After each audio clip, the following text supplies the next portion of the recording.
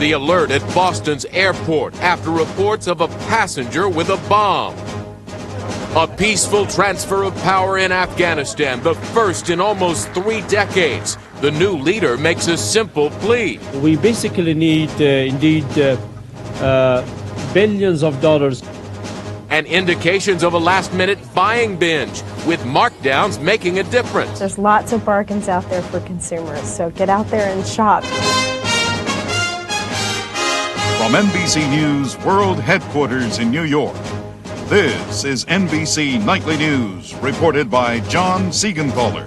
Good evening, everyone. A disturbing incident on board an American Airlines jet this afternoon. Officials say a flight attendant discovered a passenger carrying a bomb on the jumbo jet, American Airlines Flight 63, which was en route from Paris to Miami, and suddenly diverted the plane to Boston's Logan Airport. NBC's Dan Abrams is following the story.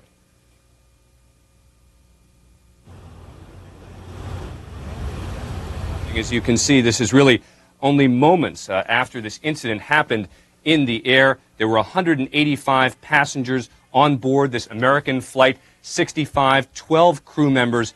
It was initially en route from Paris to Miami, but it was diverted to Boston after a flight attendant saw someone light a match in the air. Here's what someone from the airport had to say today.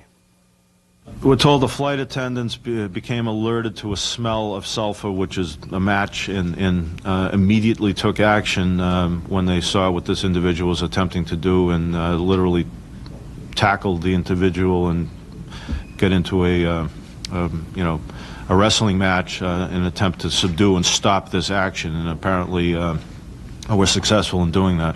And other passengers joined in to subdue this individual, and was ultimately strapped and belted into the row 29 of the aircraft, and was sedated by 2 doctors on board 3 different times en route to Boston. Now, no one was injured, but you see here, this is a flight attendant who was treated for a bite wound on board. The man was actually traveling with a phony British passport, apparently 6'4". So a lot of those flight attendants, as well as the people on board, had a lot of work to do to sedate him. John? NBC's Dan Abrams. Dan, thank you very much. Now to Afghanistan, where today the new prime minister was sworn in, offering this country ravaged by war new hope. NBC's Chip Reed reports. In a room of hardened warriors, eyes filled with tears at the sound of Afghanistan's national anthem. After years of bitter war and conflict, power is being transferred from one administration to another, not under the fire of guns, but peacefully. The nation's new leader, Hamid Karzai, sworn in during a prayer-filled ceremony.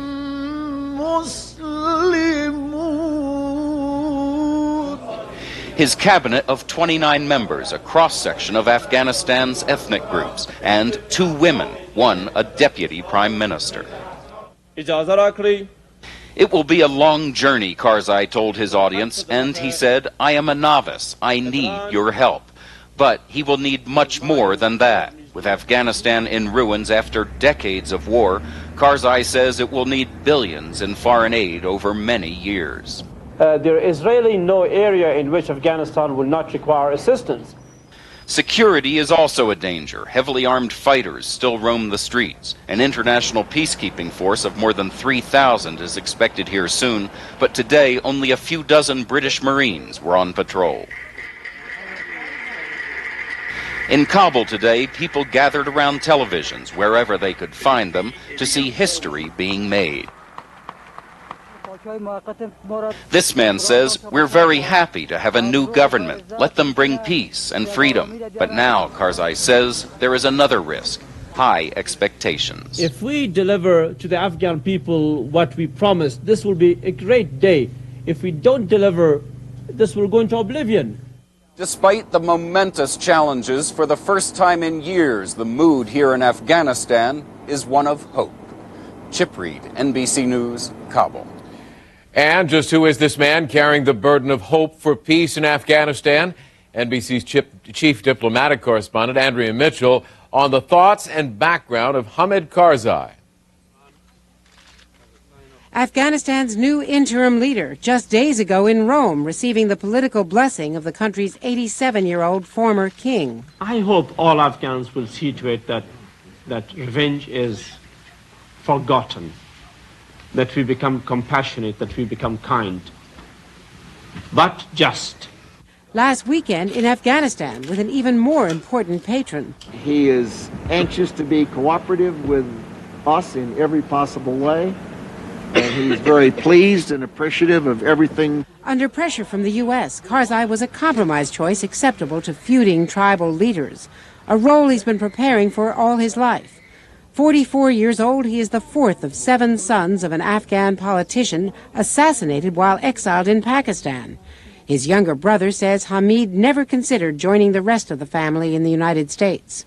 We encouraged him to come here and make a life for himself. But he refused to do that. He said he wants to stay with his people.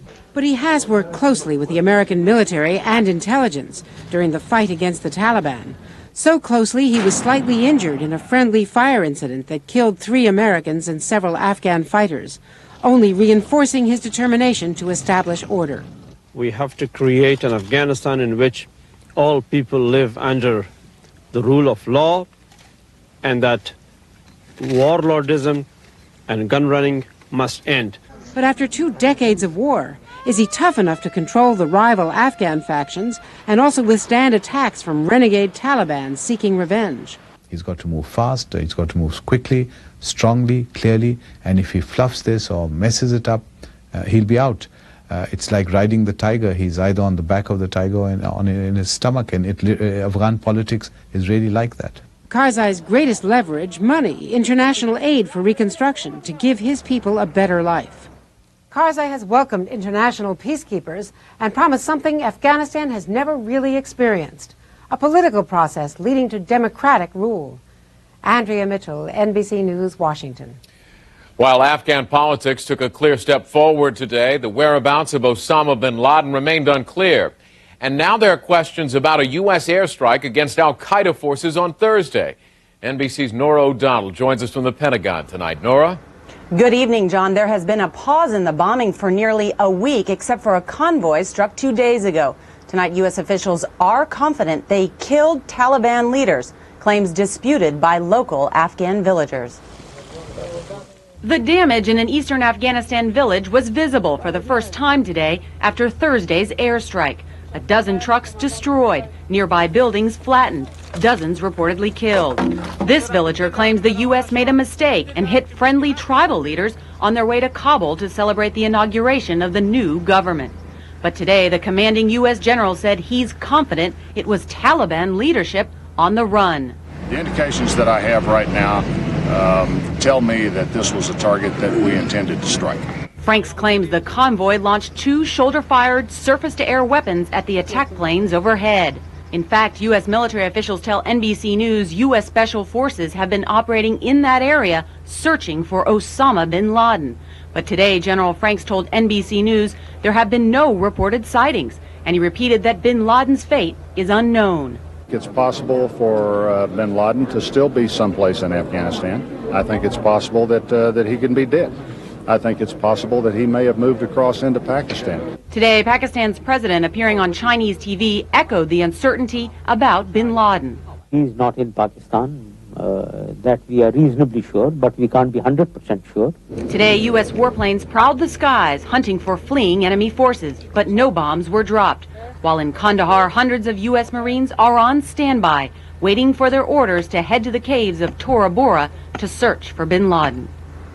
Tonight, U.S. military officials say they may wait till after Christmas before sending more U.S. Marines to join the hunt for bin Laden. John? NBC's Nora O'Donnell at the Pentagon. Nora, thank you.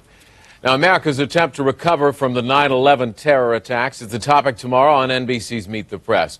First Lady Laura Bush and New York Mayor Rudy Giuliani are among Tim Russert's guests. And when NBC Nightly News continues, the last-minute rush at America's shopping malls.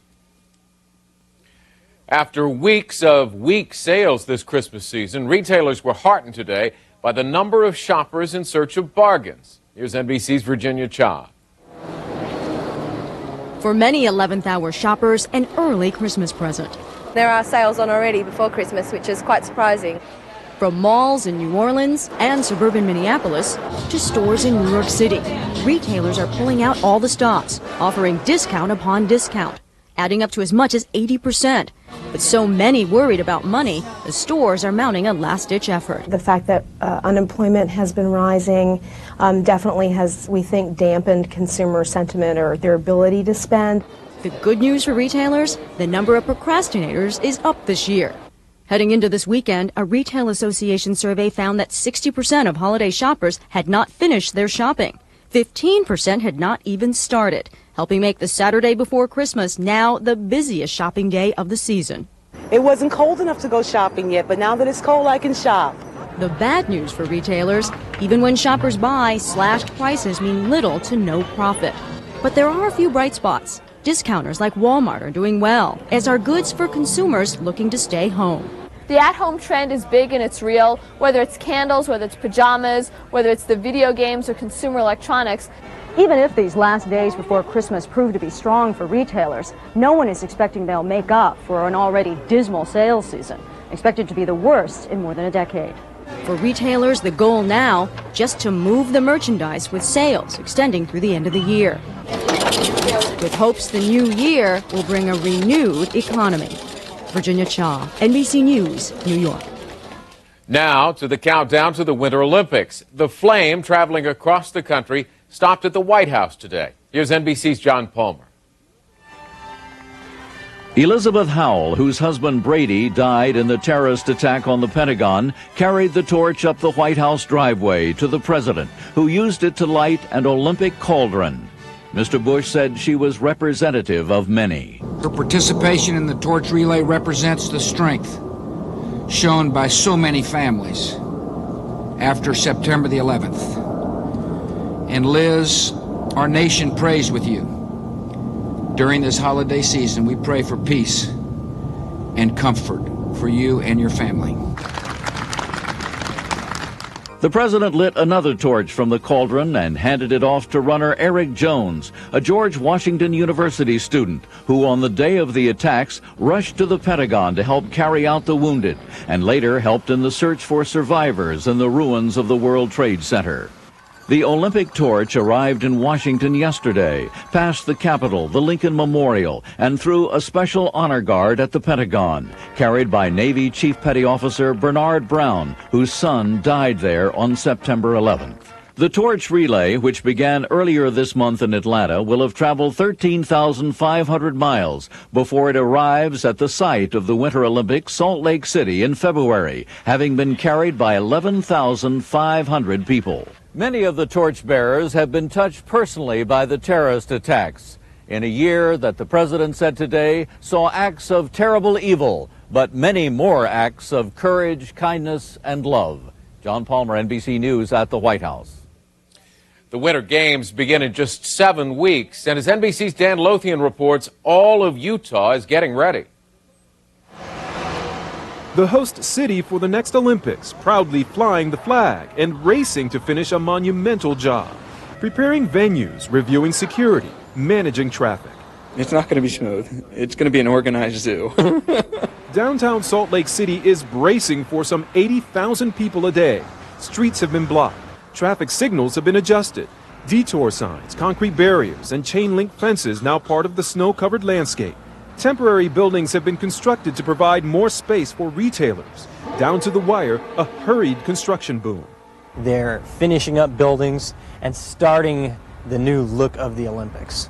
Medical teams are checking supplies and getting prepared for everything from the common cold to a mass catastrophe. And in a year when terrorism altered American life, almost 2,000 National Guard troops have been training to bolster security at the Games. One of them, Michael Christensen, a Salt Lake County prosecutor, about to trade his suit and tie for fatigues, activated for 6 weeks. It's a unique opportunity, really, for the Guard to be in this type of a capacity in a very interesting time in history for Utah. The upcoming Winter Games will be the most protected sporting event in history. More than $300 million is being spent to keep athletes, visitors, and the city safe. Utah's public safety commissioner considers it a good investment. We've relied on the very best worldwide to come here, and we say, if you had to do your event over again, what are some of the things that you would do? We've done all that. That's the reason why the enormous price tag. Years of planning soon to be tested. Crippling congestion just one obstacle.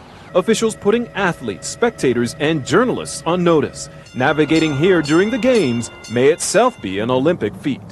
Dan Lothian, NBC News.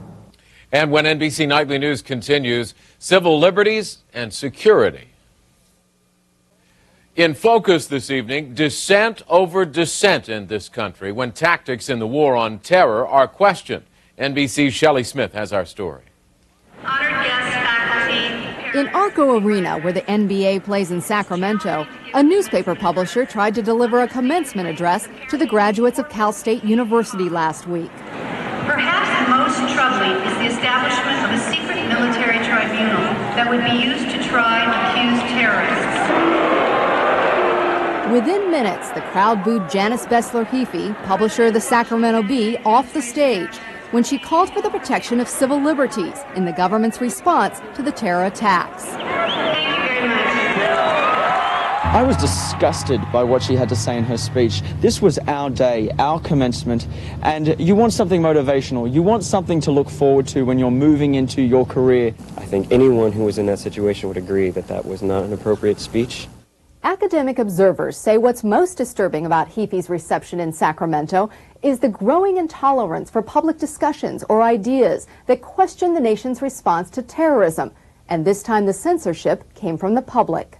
Obviously, any event like this is disappointing to a faculty member or university president because it's the opposite of what we stand for. But in America, since September 11th, constitutional and privacy rights can no longer be taken for granted. In Evansville, Indiana, a group of Middle Eastern immigrants were held for a week as terror suspects, then released with apologies from the U.S. government. Information once routinely posted on the internet has been pulled off voluntarily, as patriotic fervor caused Americans to rally round the flag in the days just after the terror attacks. It also produced a backlash against the anti-war movement. Protesters, though few in number, were poorly received, even in liberal Berkeley. The policies conducted and the way that the military strategy is being organized are not about actually helping the people of Afghanistan. This is not Vietnam. This was not a criminal act that was done to our country in New York. That was an act of war. An emotional time in America. Concern about a collision between security needs and civil liberties. Shelley Smith, NBC News, Los Angeles. And when Nightly News continues in a moment, a pair of Americans providing aid and comfort to the refugees of Afghanistan. Finally tonight, the unusual story of a pair of Knights of Malta on a mission of mercy to help the refugees in Afghanistan. NBC's Jim Macedo reports.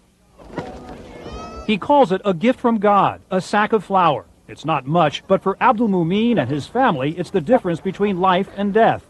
They are among some 1,500 Afghan refugees facing winter in this dusty strip with almost no food or protection from the elements.